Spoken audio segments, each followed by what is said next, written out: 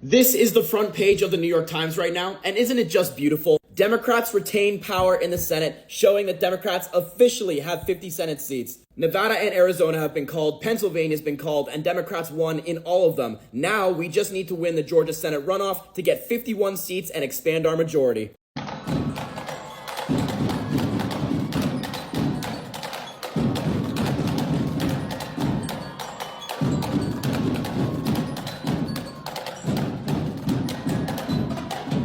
So what's the worst thing about Democrats? That they're really judgmental to anyone who isn't a Democrat. They all think they can get along, but they do no effort to do so. How incompetent they are at campaigning and messaging. The fact that foreign policy sometimes requires stepping on toes. They're all hypocrites. You want to tell us who you're planning to vote for? Trump? Does it feel like more young people are becoming more conservative or trending in that direction? Definitely. Why Donald Trump? I enjoyed his policies, and he did treat us pretty well. Why Vice President Harris? Because I'm not voting for anybody else. The obvious issue is going to be the economy. Issues you care most about? Economy. Economy is the top issue for you? Why? I'm working and I live alone, so that's a big part for me.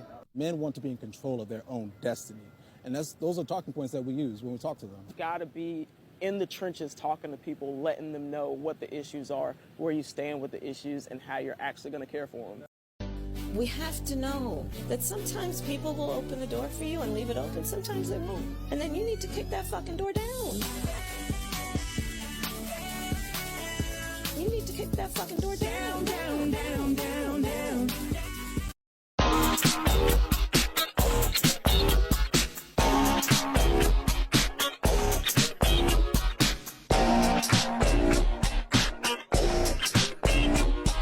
Can't believe we lost. I mean, we did everything we could.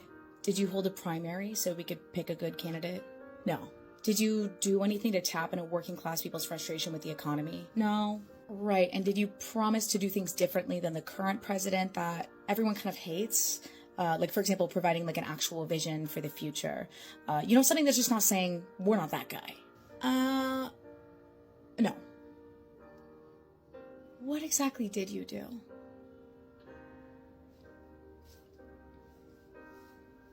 Brat campaign. Were you at least brat when you were bumping that? I'm sorry, I'm gonna do a bump in the bathroom. What political party, if any, do you identify with? Probably Republican. I do find that, as I've gotten older, I have a little bit more of, liberal views kind of, mixed in. What are some of the issues or topics that you feel like you lean left? Abortion. Obviously, whenever I was younger, I was super conservative and I was very against it. And as I've gotten older and become more of a woman, I have realized obviously I have rights to my own body. So that's definitely one of the things. I don't think that people really understand each other because I feel like if they did, then there wouldn't be so much animosity. What do you think we could do to lessen the animosity? Probably just be more receptive and understanding of people's different backgrounds and where they come from and why they believe the way that they believe. This comment is so funny to me because of the context under which it was commented. Yeah, black people vote Democrat. Not all black people identify as Democrat, but let's say in the last election, 2020, 92% of black voters voted for Biden, 8% voted for Trump. And when you look at the demographics of how black people identify, around 75% of them identify as Democrat, 15% around identify as independent, and around less than 10% identify as Republican. The thing about black people is that black people are generally pragmatic. While nobody's hype about the Democrat Party, people understand our options in a two-party system. And the context under which you're commenting this is one where the Republicans just took away affirmative action. It's yeah, the Democrats aren't doing anything, but the other party in the two-party option is an active villain. It's if you went into a restaurant and they only had two options on the menu, stale biscuits and used condoms. You'd probably eat the biscuit unless you're in that rare 8%. I'm done. I'm done with us protecting people who would buy and abuse our children. I'm done. I don't want to send more black and brown men to prison. I don't want more people in prison, but I don't want people buying girls. I don't want people buying little girls anymore. And I'm tired of saying it's okay and that we have to protect the men who do it. As a mental health professional and as a social worker, I can tell you I've spent my entire career working with people who have been wounded. I'm not going to say beyond repair, but they have been wounded to their core by the abuse that's been heaped on them, oftentimes by those that they love and look to protect them.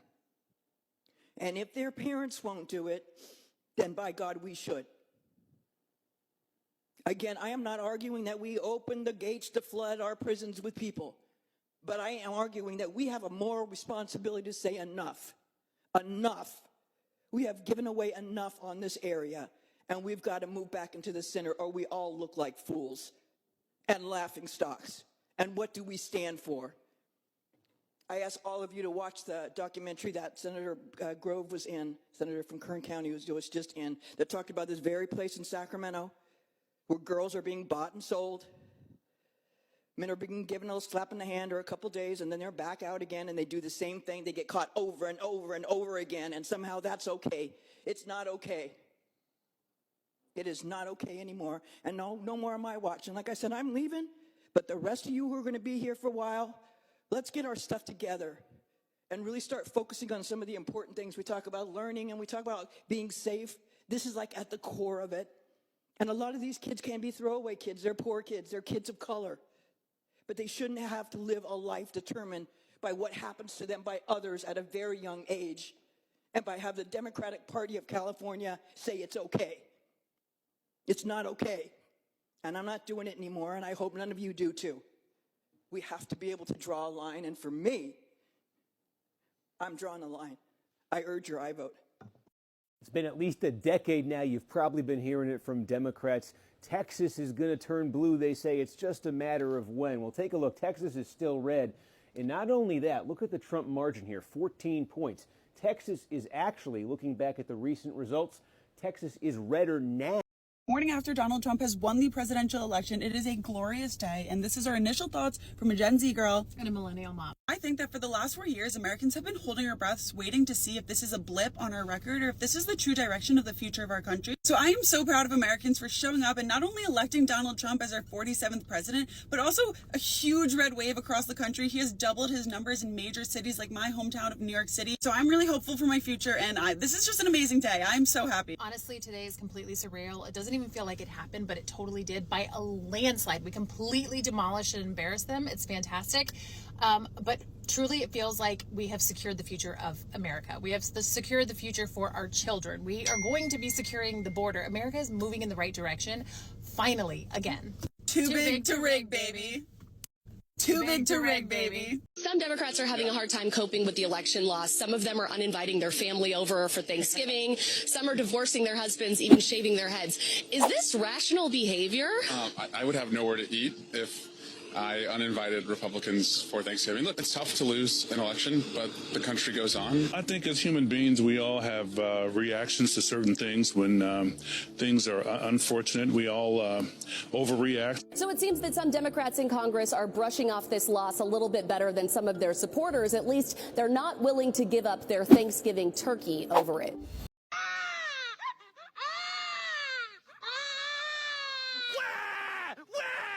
You like that? Huh? You like that? Wah! You just tune this out, don't you?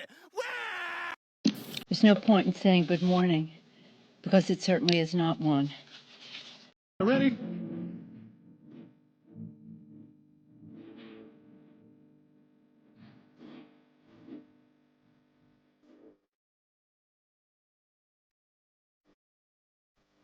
You're a racist! Who the hell is... Oh, yeah, I knew this was going to happen.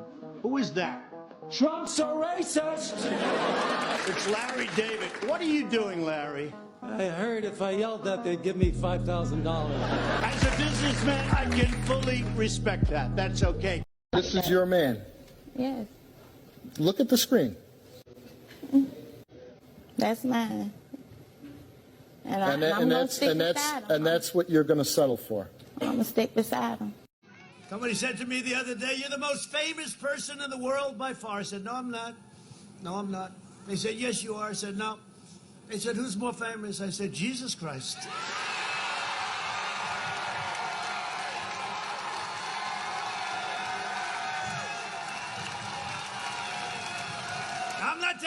chances. I'm not going to have an argument.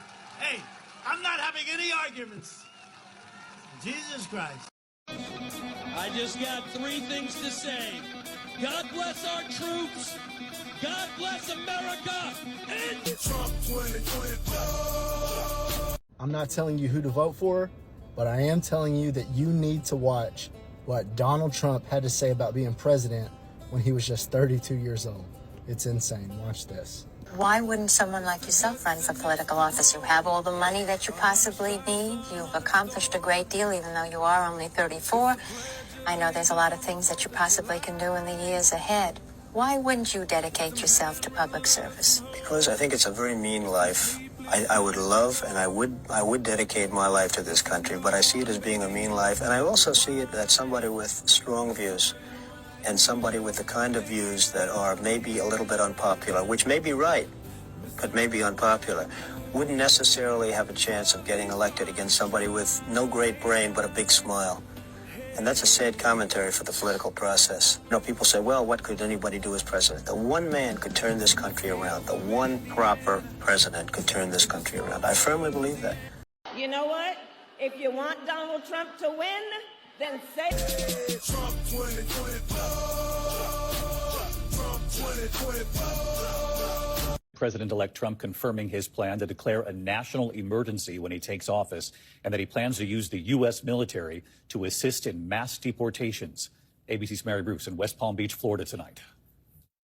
Tonight, President-elect Donald Trump confirming once he takes office, he will declare a national emergency and use the military to help carry out his plans for mass deportations of undocumented immigrants. Today, his new pick for border czar, Tom Homan, saying criminals will be the first to go. We'll prioritize public safety threats and national security threats because they pose the biggest danger to the United States. Homan says he's heading down to Mar-a-Lago this week to put the, quote, final touches on a plan, but acknowledges there are many unanswered questions about how Trump's policy will actually work, including how much it will cost. So I've been asked 1,000 times, how many people can you remove the first year?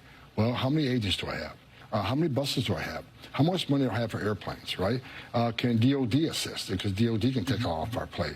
So there's a lot of what ifs. I don't know what the current budget is right now. I don't have insight on what currently ICE and CBP has for budget. How much money can be reprogrammed? I can tell you this, President Trump's committed to doing whatever he can to get us the money we need. As Trump works to launch his top policy goal, he's also fighting to get his controversial cabinet choices confirmed. In addition to the firestorm surrounding his attorney general pick, Matt Gaetz, there are growing questions about his choice for defense secretary, Fox News host Pete Hegseth. Hegseth's attorney now acknowledges he paid a financial settlement to a woman who accused him of sexual assault in 2017. Hegseth's lawyer says the encounter with the woman was actually consensual, but that Hegseth paid her anyway because he believed, quote, any public accusation would result in his immediate termination from Fox. Sources say Trump was only made aware of the incident after he had already named Hegseth to lead the Pentagon. And tonight, his team saying Hegseth has vigorously denied any and all accusations and no charges were filed. We look forward to his confirmation. Over the weekend, the president-elect out surrounded by members of his new team at an Ultimate Fighting Championship event, including his pick for Director of National Intelligence, Tulsi Gabbard, billionaire Elon Musk, who's been tasked to lead a new Department of Government Efficiency, and Robert F. Kennedy Jr., who Trump has tapped to lead the Department of Health and Human Services. Kennedy, who has railed against processed foods and criticized Trump's diet, seen in this photo enjoying a meal of McDonald's on the plane with the president-elect. Leading health experts continue to sound the alarm about Kennedy and his deep skepticism of vaccinations. Today, Caroline Kennedy, daughter of former President John F. Kennedy, calling her cousin's stance dangerous. I think Bobby Kennedy's views on vaccines are dangerous, but I don't think that most Americans share them. So we'll just have to wait and see what happens.